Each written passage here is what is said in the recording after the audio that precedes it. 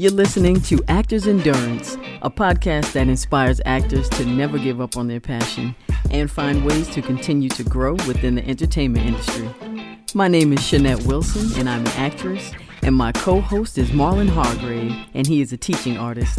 And together, we are Actors Endurance.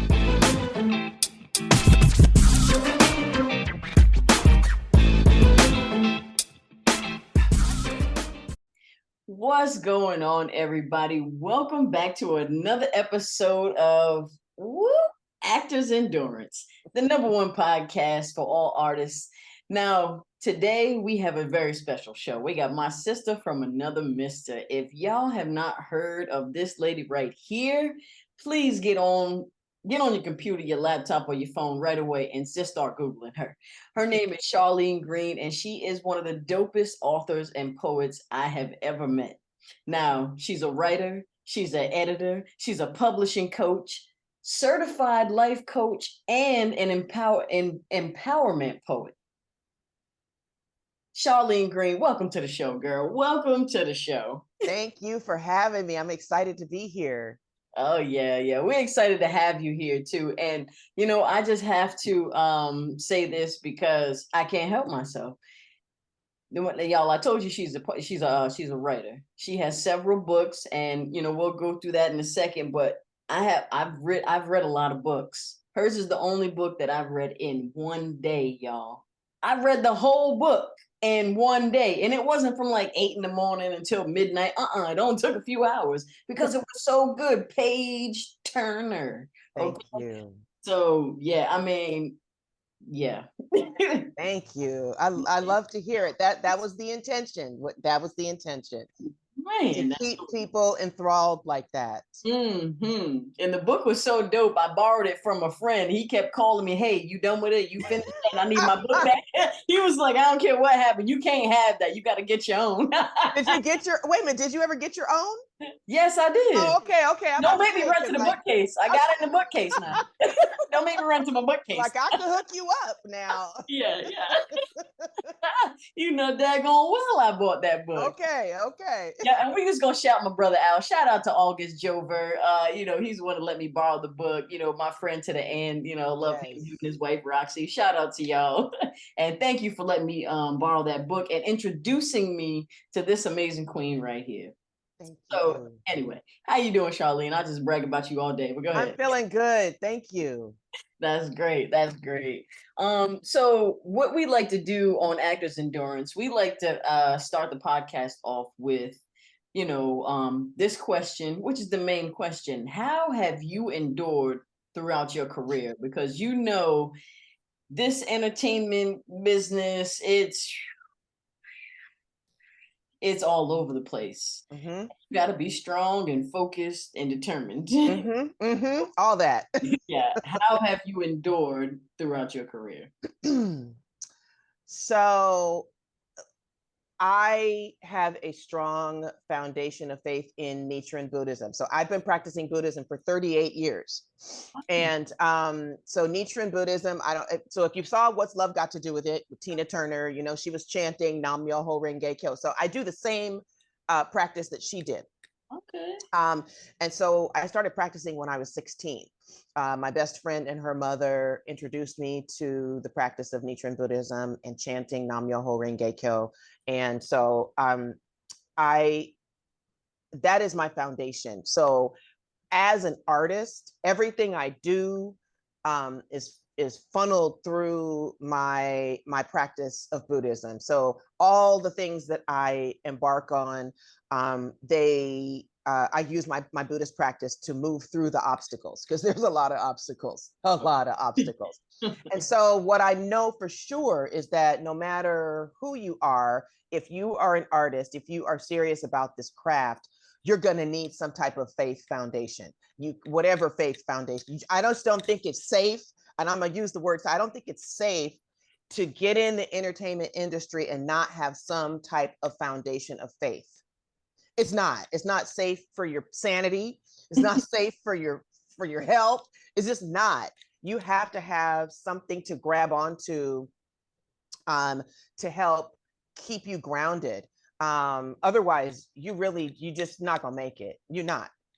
So over the years, you know, I've done some pretty scary things in the industry. Scary meaning like, am I going to be able to do this? Is this going to work?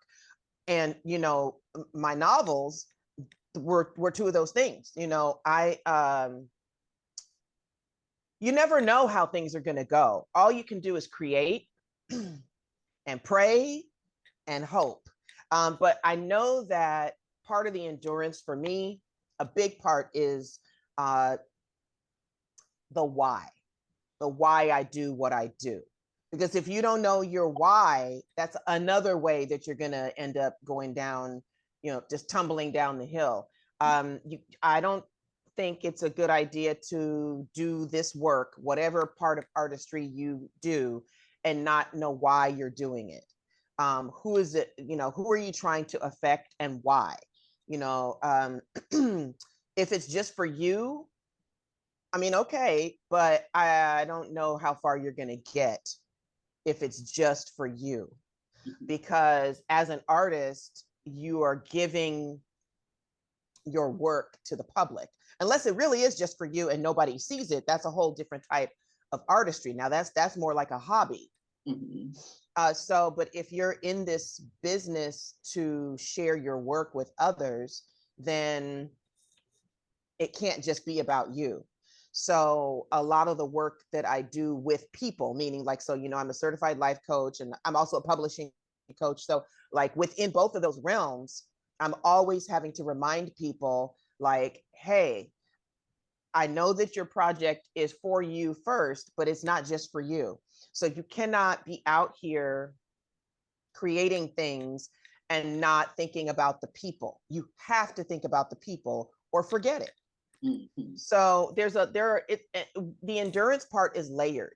You have to be looking at a lot of things as an artist in order to endure. You know, it's kind of like driving, where like you can't just be out there looking straight ahead. You have to be looking all around so that you are sure of what needs to be done while you're driving. You know, you have to look in this lane, look at that lane, look in the rear view. You have to really be paying attention out there. And so that's the same thing I feel as an artist. You have to be paying attention to what's going on in the industry, what's going on with the people, so that when you create, you know, you can create based on what's in your heart, but also what do the people need? You know, what do they want? What are they looking for? So that's, I just gave you like a 10-point answer to that. But yeah, I don't think there's one specific way to endure. I really just think it's got to be grounded in some type of faith. And then from there, you got to know why you're doing what you're doing. Oh yeah, I totally agree with that. That's an amazing answer. I don't think anyone's ever even put it like that, because it is layered, you know. Mm-hmm. It's not just a one, you know, a one track. I love it. I mean, for some people, maybe it is a one track. I mean, because a lot of people get into artistry for just for themselves, you know, for their ego, for, you know, for recognition and for attention. And I mean, okay, like I said, you can do what you want, but like, are you going to make it? Yeah. Are you going to make it? Because one thing I know for sure is the public, if you don't give them what they want, mm-hmm, you're going to hear about it. Oh, yeah. So, I mean, like I said, do what you want, but if you do what you want and then you don't get the response that you're looking for, don't say I didn't warn you. Yeah. Yes. Yeah, I've trained performance poets, slam poets, and that was my biggest note to them. I was like, well, listen, if you wrote it for yourself, keep it to yourself. But if you are going to actually present it, then you need to present it. If you're going to perform it, you just can't read it. You know, you have to journey through the script and journey through your own words, your own emotions. And it was a task for a lot of the poets to take on the paper and emote it. You Right. know, we see where they wrote it and felt it, but I think you're absolutely right. And people don't look at poetry as a business or No. writing as a business. They look at it as, you're working for someone or you're writing a script or it's a hobby. But I like that you're bringing up the business aspect because a lot of writers do not have, I won't say do not have it, but it's not really talked about the business side of writing, actually. Mm-hmm. Also, I don't know that everybody sees the writing industry as entertainment. Mm, As a writer, just if you were just a writer, let's say that's what your thing is, you work in the entertainment industry. And I don't know that people are tapped into that. I feel like mm, people see the writing industry as just that by itself, Mhm. but as a writer, whatever you write, doesn't matter on what genre, it is a form of entertainment.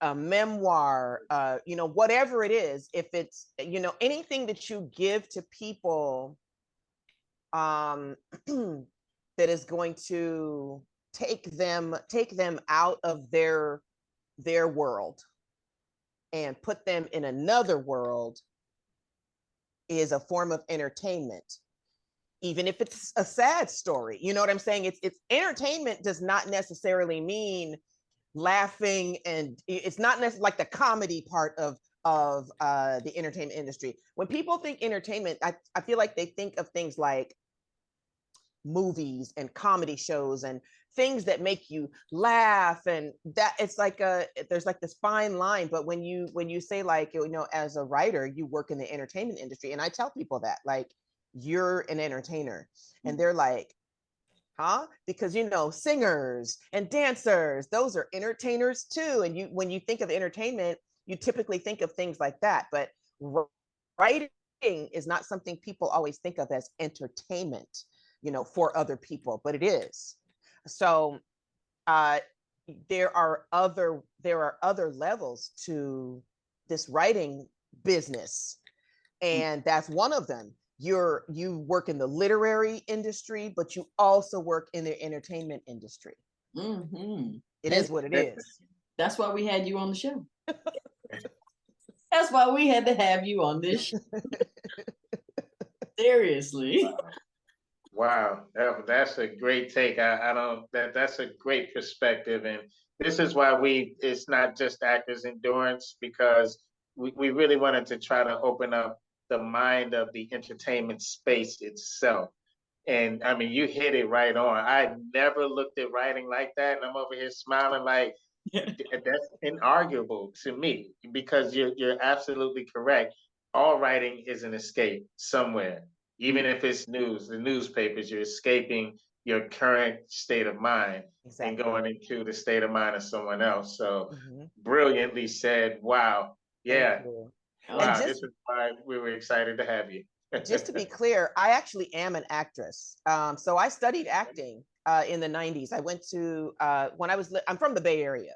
Yeah. And so in the 90s, I was in acting school in San Francisco. It used to be called Gene Shelton's Actors Lab, but they changed the name of it.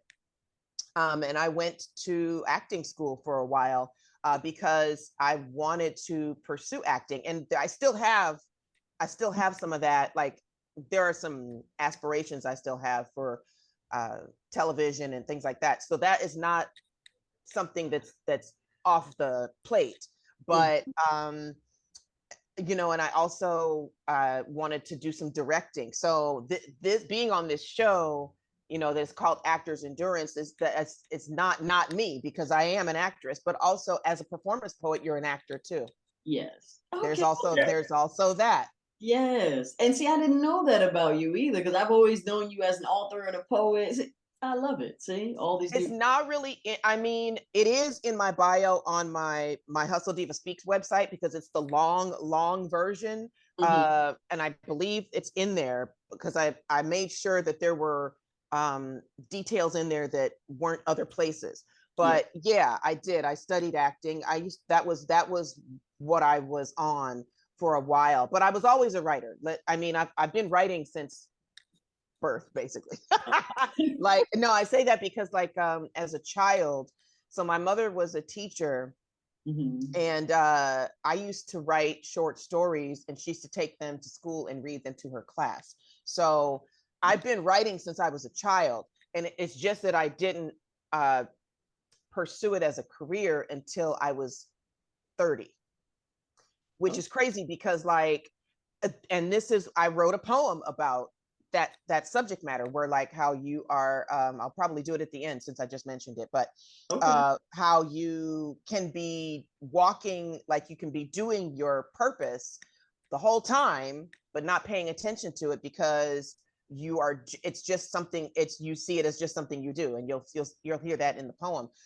This is what a lot of people are doing. They are pursuing other things, which is not a bad thing, but the thing that they're really here to do, the way that they're here to affect change in the world, they're not paying attention to, because it is so second nature. They are not, they just take it for granted. So in my life coaching, that's one of the things that I help people focus on, is like, you know, what they're really here to do. What is their mission? What is their purpose? And it's like you can't see your eyelashes, but they're right there, you know. So yeah. Oh wow. Okay. I mean, I'm just amazed already. We only like what 5 minutes into this interview. I love it. I love it. That's why I was excited to have you on. So okay. So let me ask you, who has influenced you over the years? In what realm? Let's just go with writing. Wow. Okay, so Eric Jerome Dickey was rest in peace. Eric Jerome Dickey was my literary idol. I studied, so I read his books for pleasure, but then when I wanted to write my own novel, I studied. So that's two different things, which we can get into, which is another thing that I teach people in publishing coaching, is that, you know, if you want to write, you need to study the genre you want to write in. And so you need to read it, but you also need to study the craft, study how it's done. How is this genre written? Who's writing in it? Find people who are writing in that genre whose work you can connect with. So Eric Jerome Dickey was the main person whose work I studied, so that I could do what I did for that book that you couldn't put down. I honestly, I credit a lot of that to him, but there were other people, Terry McMillan, Omar Tyree, you know, there were others, but I studied Eric Jerome Dickey's work. And there was a time when I felt like, I'm not going to be able to look what he's doing. Look how I'm not going to be able to do this, but I want to write this book, you know? So it's crazy because I did it, and I did it well. And I was like, wow, like he really taught me well through his work, because it's not like I had him in front of me. Although I did meet him, you know, when I moved to LA, I did meet him, and I met him twice. The second time I met him, I was able to give him a copy of that book at his book signing. Okay. He was having a book signing. My book was done. The first time I met him, my book wasn't done. It wasn't out. But the second time it was, and I took it with me to his book signing, and he remembered me from the first time, the first book signing I went to when I moved here. And he called me up to the front. He called me up to stand next to him, and he took time from signing books to introduce me to the people there and to say, like, this is her book. I was like, what is happening right now? What is this? I didn't go there for that. I went to get my book and, do what I gotta do, pay my respects, and give him the copy of the book. I was not expecting him to like stop what he was doing and be like, hey, everybody, blah, blah, blah, blah, blah. And it was like a full circle moment for me, because I told him at the first book signing that I studied him, in all of his work. And so to have that in my memory bank, and, now that he's gone, but to be able to say that, like, Eric Jerome Dickey, like, I gave him a copy of the book that he helped me write. Wow. Effectively, he helped me write it. Wow. So yeah, there's been a lot of influence, but as a novelist, Eric Jerome Dickey. But now as a poet, yeah, so many people. Most of them are my colleagues. So it's interesting because most people, when you ask them who is their influence in poetry, they'll say that the typical Maya Angelou and Nikki Giovanni and all the people. But that's not my answer. My answer is my colleagues, because they are bomb. My colleagues, and some of them are my actual friends. There's, colleagues and friends are not necessarily the same thing. Some of them I know well, and they're my actual friends. Some of them I don't know as well, but we still roll in the same circles. And so I have colleagues and friends who do what I do, and they are my biggest influences, because I'm surrounded by so many fantastic poets that when I read their work or hear their work, I'm inspired to write or write better.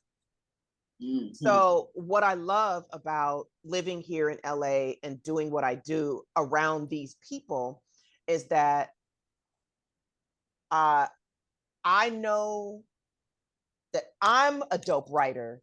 I know that. However, I can't get a big head because of them. Like, because I swear, I go to these events and they open their mouths and I'd be like, damn, oh my God. I can't, like it makes me be like, oh man, I need to do that. And I'm doing that in my own way. You know what I'm saying? Yeah. And so my colleagues are my biggest influence in poetry. And I love to say that because I can, many of them I can call on the phone. And that's a great thing to be able to say. Like, my influences are people I can call on the phone or go to their house or, whatever, break bread with. So yeah, lots of different influences in the industry. And people that have shaped me. And then also, my mentors in the publishing industry, Dr. Rosie Milligan. I don't know if you know who she is, but she's prominent in the LA area. And also Maxine Thompson, who has since passed away. She was my mentor, but also she was my literary agent. So those two women shaped me as a publishing coach and an editor. I had some natural abilities in the realm of editing, but I was trained by the two of them. Like, I spent time working with them and under them, and especially Maxine Thompson, who I was her overflow work person. Yeah, she was working for some authors for Kensington Publishing, and she worked for Carl Weber. Carl Weber is, a famous writer, and she was doing some work for him. And, a lot of the projects that she worked on, not necessarily for him, but during that time, she had overflow. And so she brought me on as an assistant So I used to work with and for her. And so she allowed me to learn so much about how to do what I do today. So it's just so many influences. Yeah. Wow. Yeah, that runs deep. And that, I mean, that's amazing too. And I love your answer because most people aren't, well, maybe they are inspired, but that's not the answer they give. It's always someone that's unreachable, you know, but to be able to have that reach, like you said, you can pick up the phone and be inspired. I think that's amazing, you know. Yes. It feels amazing. Yeah. And they always, you know, just challenge you to just become better and better and better and better, you know. So Yes. yeah, that's And, you know, I want to say this. There's also never a time, even though they're as bomb as they are and as inspiring as they are, fortunately, and it really is fortunately for me, I have enough confidence in my own work that when I hear them and when I read them and when I see them do what they do, there's never a part of me that's like, oh, you know, I'm not living up to my potential. It's not that. It is absolutely like, oh, I gotta get even better. It's never a knockdown. It's never like a, dang, I need to wrap it up. You know, because that can happen. You know, when you're exposed to people who are popping, people who are just getting it, if you're not confident in your own work and in yourself, you can get into a space of like, oh, yeah, this isn't for me. I can't do that, you know? And so it's being around so many talented people can be a dangerous thing if your esteem is not high enough. You know what I'm saying? So yeah. And I think that's when you're also not living in your authentic truth and not being your authentic self. You'll start to compare yourself to people. And that's when I feel like the self-esteem, you know, can, you know, come into play. But, you know that you are the dopest person. And nobody really do what you do the way you do it, you know? Right. Yeah. Mm-hmm. Yeah, I think that's great. That is great. What projects are you working on now? Do you have anything that you're working on now that you want to put out there? Okay, so Go ahead. so it it 20 so in 2003, that is when I finished the manuscript for One Man's Treasure. So it is the 20-year anniversary of One Man's Treasure's creation. So, you know, it was published the first time in 2007 when I did that through Milligan Books. So Dr. Rosie Milligan, who was my mentor, but I also published One Man's Treasure under her publishing company in 2007. I was trying to get a book deal the whole time. I was trying to get a mainstream book deal. But what happened is they kept rejecting me. And I need to say this because I need people to understand that, yes, I got what I wanted, but it was not easy. I was crying and, you know, the rejections were many, many, many. And it took me like 4.5 years to get the book deal that I got. And let me tell you what the shift was, because I think this is really important, is I was so stuck on, I got to get a book deal in order for like this to get where I needed to get, right? I was so stuck on it that I felt like I needed it. And in any endeavor, not just in the entertainment industry, but anytime you feel like you need something that badly, you're gonna probably have to wait on it, because you can't it takes something from you when you need something that badly, to the point where you are crying. And so I'm going to tell you a true story. So the rejections were flowing in, and I never had a moment where I was like, oh no, something's wrong with my story. Okay, I always knew, like, no, the story is good, it's right, it's popping. My issue was, dang, like, why are they I mean, they would tell you why in the letter. It was like this blanket statement, like, it's just not what we're looking for. it's a typical statement. They're not going to tell you what they are not going to necessarily tell you is that your particular theme or the way you've written your book is not what's hot right now. Back then, what was hot was street fiction.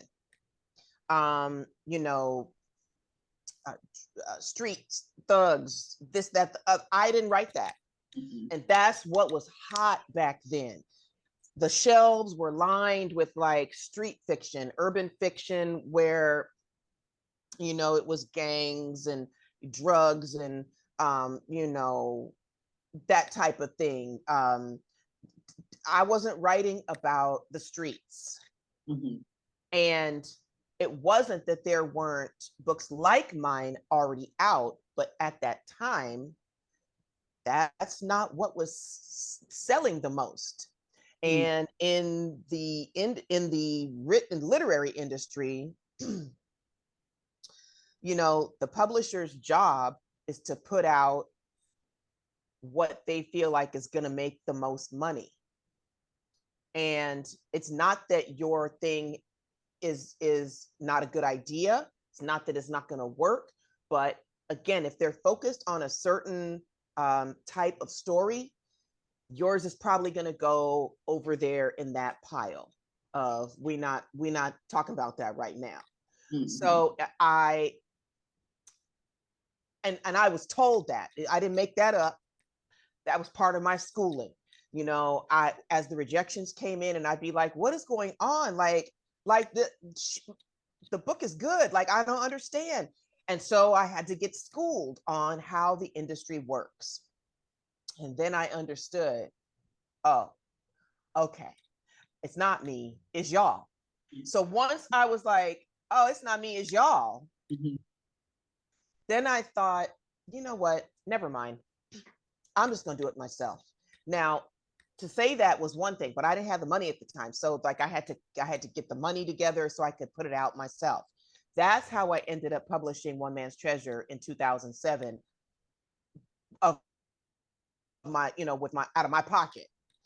Because I got tired of chasing mainstream. I knew that the story was good. I knew that, like, regardless, I wanted it to be out. I wanted people to get their hands on it. And I was like, well, I can't be waiting around for y'all, this y'all lost. I really felt like that. I was like, is y'all lost? This is a good story. You could be making money. Like, we could be getting it, but y'all over there talking about something else. So I'm going to go over here and do this myself. So I did it, and it was a great experience. It was an educational experience. It was frustrating. It was all the things. But prior to that moment where I was like, you know what, that's okay.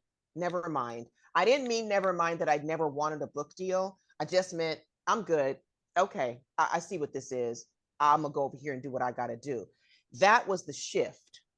Because before that, I was crying. I was literally sleeping. Oh, I wish I could pull it out. Dang, I should have.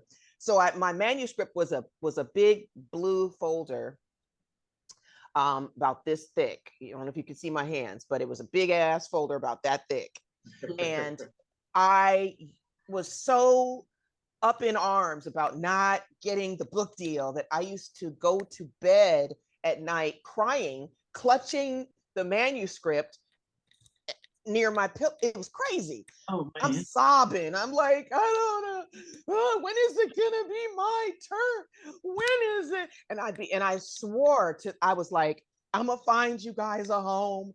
I'm telling you the truth. This is how it was. I'm sobbing. I'm gonna find y'all a home. I swear I'm gonna find y'all a home. Okay. So I gave them a home myself. 8 months later, 8 months after I put the book out, then I got the book deal. And I know it was because I let it go. Yeah. Sometimes you gotta let it go. Yes. And letting that go does not mean you don't want it anymore, but you gotta let it go because it's taking away from your happiness. Like, so that was the shift. And I wanted to say that. I wanted to give you that because for other artists, not just writers, but in any type of endeavor, you can't need it that badly. It can't be tearing you up like that. If it's tearing you up like that, something's not right. Mm-hmm. You got to back up off it. And I was fortunate enough to be able to get the schooling that I needed, get the information I needed to make me be like, you know what? Okay, I got it. That's all right. That's all right. Y'all messing around. And that's what it was. Wow. It's almost. We thank you. So, I'm sorry. Thank you for that, Jim. Just wanted to throw that out there. Oh, yeah. you're welcome. So the project I'm working on, so Mm-hmm. it's the 20-year anniversary of One Man's Treasure's creation. I finished it in 2003. So I just re-released the book in its original 2007 format with the same cover, the same font inside. I did re-edit the whole book, so it's upgraded a little bit. So that is, I just put the book back out in September. And so the sequel is And They'll Come Home, which you have that too. So I'm about to put that out. I'm going to re-release that one right behind it. So I'm actually working on re-editing that manuscript so I can put it out. It'll be on Amazon. So it's like full circle. Wow. What happened is I got the book deal, and I do want to say this. I got the book deal. Kensington gave me a 2-book deal. Okay. So the interesting thing was I was crying over trying to get a book deal just for One Man's Treasure. Mm-hmm. And I ended up getting a 2-book deal. The sweet thing about it was I had already almost finished writing the sequel when I got the phone call. So I didn't even have to sweat the second book because it was already done. Mm-hmm. So there was no, I got a 2-book deal, but what's the second book going to be? I told you I moved on. I was minding my business over there, and I was like, let me go ahead and write this sequel. I was doing it, and then I got the 2-book deal, and I was like, wow, I don't even have to, I can just kick back. The second book is already done. So, when you get up off something and you go ahead and get your life, it'll come back around and you can get more. You know what I'm saying? But you got to get out of that desperate energy. So here we are 20 years later from, One Man's Treasure, and I just re-released that book, and I'm about to re-release the sequel right behind it. So they will be together again in print. But the book deal that I got, so the imprint was Urban Soul. I don't know if you've seen, Carl Weber, that was his line of women's fiction. That's how I got in.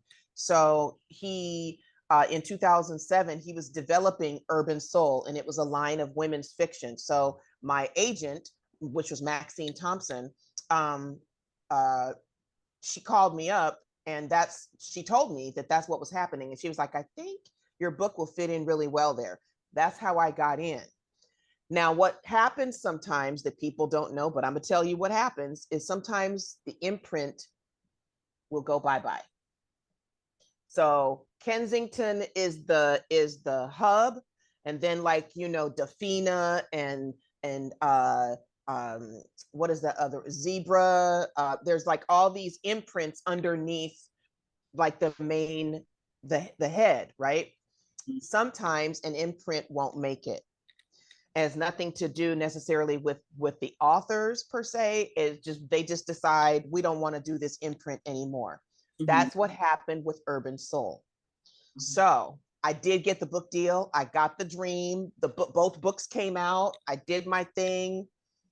But around 2012, they canceled the imprint. So when that happens, it's kind of like getting laid off, mm-hmm. so to speak. So then your books go out of print.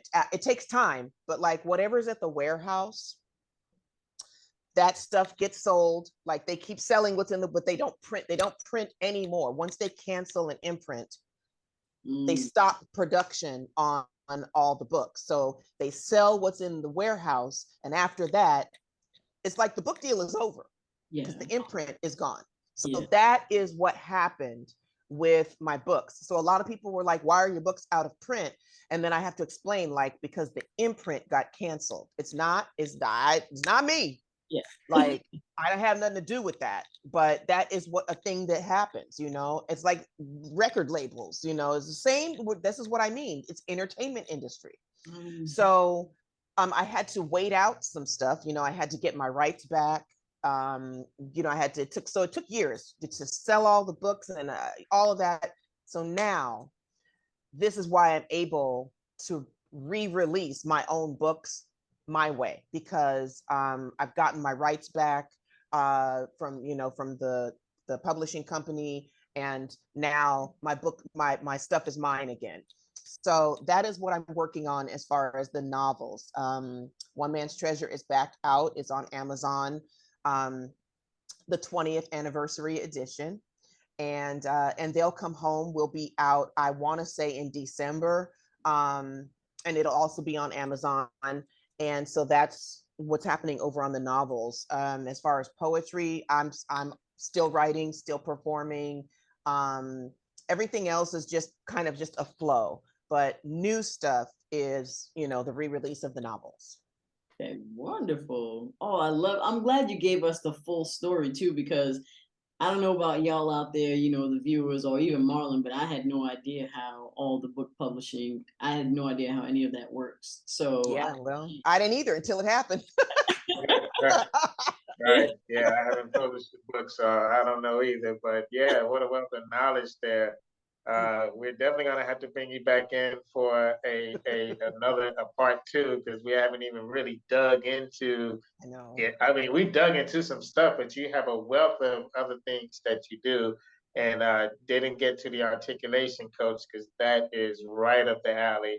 Well, I can tell you what that is. So, articulation artist. So because I work with words in so many different ways, so everything I do, even like the life coaching, all the work that I do, all points back to my work with writing. So obviously I write the novels and I write poetry, but I also perform the poetry. I do the publishing coaching, so I'm helping other people with their work, but I also do life coaching. And so that may seem like, well, how's life coaching in this? So the life coaching came because I have 3 self-help books. Those 3 self-help books are what my life coaching business is born from. Okay. And so I do something with words that not a lot of people do. I work with words across a lot of lines. And the one thing that I've always gotten from the public is my gift for articulation, whether it is written or spoken. And so that is what articulation artist means for me. It fits well because everybody doesn't articulate well verbally, but they might articulate well on paper. And the way that I articulate crosses a lot of boundaries. So that is what that means. Articulation artist in my work is the way that I work with words. And no matter which way I work with words, whoever I'm working with, you get what you need. So I don't know if you saw on my link bio, there's a slogan. It says, whichever way you experience my words, you win. That's what that means. Okay. Oh, wow. Okay. That makes a lot of sense. Wow. Okay. Wow. Yeah. Very, very, very interesting interview here for sure. Yeah, seriously, man. I love talking to you because you're my sister. But I'm so happy to have you on the show so you can share all this, with the world. And we wish you the most success on the re-release of your 2 books. Now, listen, y'all. If you like to read, even if you don't like to read, I guarantee you're gonna love her book. I read it in one day, y'all. That says a lot. I've never done that ever. Still to this day. I love acting. I can't read an acting book in one day.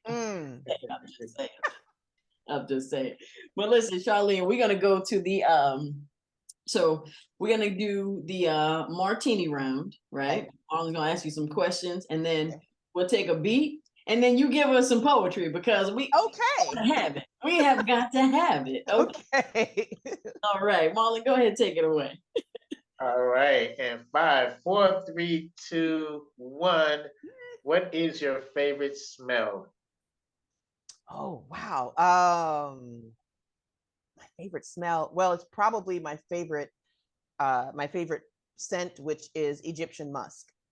Oh, wow. Favorite vacation spot? Mm. I don't know that I have one, but I would probably say somewhere where there's a hammock and a lot of sun and a lot of wide open space, Okay. Nice. wherever that Cats? is. Okay, nice. I'm with you on that one. Cats or dogs? Ooh, cats, but I do love dogs, but cats. Okay. What is your go-to shoe or your favorite shoe? My Skechers, Okay. Really? Okay. my Skechers, yeah. Oh, wow. And what is your favorite time of the year? It used to be summer, but now it's fall. Huh. Yeah, Oh, Uh, wow. yeah. Why you're the third fall? guest in a row that said fall. Yeah. I years back I would have said summer, but it's actually fall. I really have started to appreciate the way that the weather changes and the way it feels when fall hits. Although this isn't it right now. It's acting like summer right now in LA. But so it hasn't really done the fall thing yet, but I'm looking forward to it. That's why I love LA. It's summertime all the Oh time. God, it is. It's, I do. I miss it. Well, Charlene, it has been great having you on the show. We are It's been definitely wonderful. going to have you back. But you Please. take a second and then you give us what you want to give us. Now, y'all, listen. Pay attention, listen. You probably have to rewind and listen to this again. She is one of the dopest poets I have ever listened to, and I'd go to a lot of open, spoken word. So, y'all, go ahead and give it up for Charlene Green. Look her up, and Charlene, you take it away when you're ready, girl. Okay. How much time do I have? A Girl, few minutes? do your thing. Okay. I want to do this piece called Knowledge. And I want to do it because it kind of talks about what we've been discussing here. I wrote this piece back in 2017 after a conversation I had with a woman after a show that I did. So this is called Knowledge. What you know about not knowing when everybody else does? What you know about how that feel? What you know about waking up every morning, question marks creeping through your psyche about your journey, about where the support from people who said they would, ignored you when you asked when of the next pay, about perseverance for breakfast, lunch, dinner, disappointment for a midnight snack. What you know about that being the only meal you got sometimes?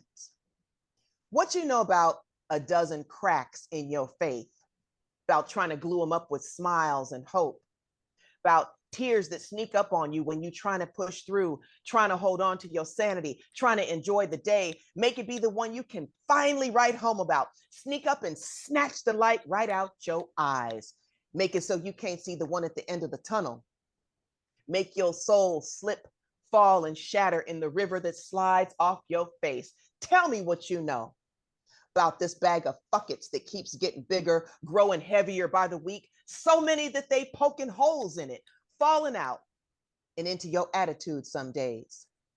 About walking around feeling like a tsunami on a sunny 90-degree day, like a 10-car pileup too convoluted to free yourself from. What you think you know? Huh? You don't know like I know about purpose, passion, sacrifice, about trust and destiny, about loyalty to your spirit, to your craft, about the repo man, about eviction, about standalone spirit in the midst of side eyes and critical commentary, about remembering what you had and wondering if all this is worth losing it for. You don't know. You don't know a damn thing about this. You don't know about the power of purpose, kind of hold it has on you, how it make your spirit swoon and sway every time you think about it. Breathe new life into you whenever you touch it, whenever you bless people with it. How all you want to do is be up under it all day at all costs, like a new lover got you whipped. You are its bitch in the most gratifying way. Hell yeah, you take orders. Gladly jump high as it wants. Giggle like a silly, lovesick child when you do. This purpose, nothing else matters when you in it. Distractions have you salty because the sensation it gives you is the sweetest, greatest joy you ever feel. Joy that can't nobody take from you. This that DNA crack. Leave you with that healthy high. All natural drug you came from the womb with, running through your bloodstream. Narcotic to give you all your act right. Your greatest shine, finest temperament. The only drug to cure what ails you. Can't nothing but death keep you from it. Ain't no shame, no stress, no obstruction wicked enough to derail that train. That train go regardless. Ain't no escaping this thing. Ain't no walking away because you frustrated because the road bumpier than a 5-mile construction zone. Where you think you going? Where you running to? You think you about to dodge heredity? That ain't how this works. You can't leave. How you leave yourself? Where they do that at? This thing is home, emotional security, comfort food, extra helpings of dessert, shelter from cerebral storms, even when it is the storm, even when it's disorder and spilled milk. Or you can cry. Go ahead and cry over that milk. But I bet you clean it right on up. Get right on back to task because you here with this purpose conjoined through all your numbered days to let it serve you so you can serve it to the world with all the bells and whistles it lets you create till all who need it from you get it till you get called home. Now, tell me what you think you know about this double-edged sword, this purpose all up in you that you can't undo. What you know about that daily keep on, about the strength it takes, the balls you got to grow, the spiritual judo you need to know to overthrow the devil on this path every day so you can deliver these goods to the people, for yourself, leave your mark, convenience these lives, heal these hearts, soothe these minds, and show up every time looking like you never even broke a sweat. Nah, you don't know. You don't know a damn thing about this. Come on. Wow. Snap, snap, snap. I love it. I love it. Oh man, thank you so much, Charlene, for blessing us with this interview and that wonderful poem. Thank you. Man, yeah, I love you, sis. Love you too. Thank you so much. For sure, for sure. This has been an amazing interview, y'all. You know how we do it over here at Actors Endurance, or where am I at? Boom, there you go. Over here at Actors Endurance. Listen, that's all I got to say. That's all I got to say. Thank you, thank you, Thank thank you you. so much. Thank you so much. And yeah, we'll catch y'all on the next interview. We up out of here. All right. Peace.